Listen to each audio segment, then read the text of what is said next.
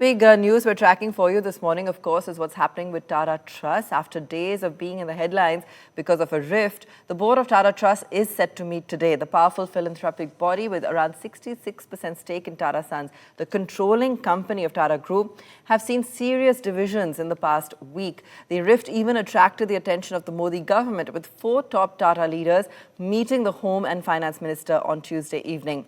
Let's go across to Business Today Executive Editor Krishna Gopalan. Krishna, take us through the latest developments on this front. I know you've been tracking the story closely and everyone's eyes on what's really going to transpire here. Yes, hi, Abba. It's important and interesting because it's the first meeting right after the officials met with the Home Minister, Mr. Amit Shah. There will be a couple of issues that will come up. I'm just going to rewind for a moment. The stepping down of Vijay Singh, the Tata Trust nominee from the board of Tata Sons, will be discussed today because they'll now have to decide who from Tata Trust will get onto the board of Tata Sons, an issue that looks extremely contentious with a couple of names doing the rounds as in the past, most prominent being Male Mistry. So that's going to come up for sure. The other part is the friction within the trustees itself. That obviously has come up for discussion for some time now.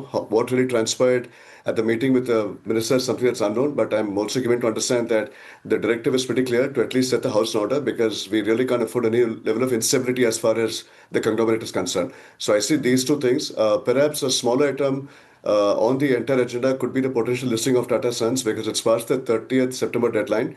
The RBI governor, of course, did make a comment on the monetary policy this year. So that will be tracked. But I think fundamentally, more than anything else, it's to ensure that peace prevails and nothing is more important than that. All right. Krishna, you said that, you mentioned that there could be perhaps, some guesses on who they could put as the governor. But any ideas of the contention or what really the various bodies are angling for here? If you could just dive a little deeper into that as well.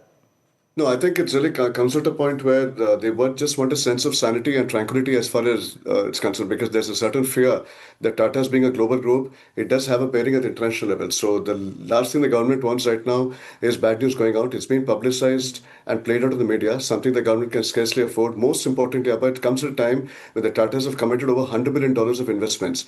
It could be projects like Apple, Lockheed Martin, defense, all of it. So there's going to be a stake. There's going to be a stake in terms of international partners also turning around and asking the uncomfortable questions.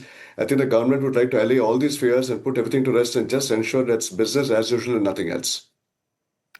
All right, Krishna, thanks so much for joining us, and we'll stay on top of that story here on Business Today.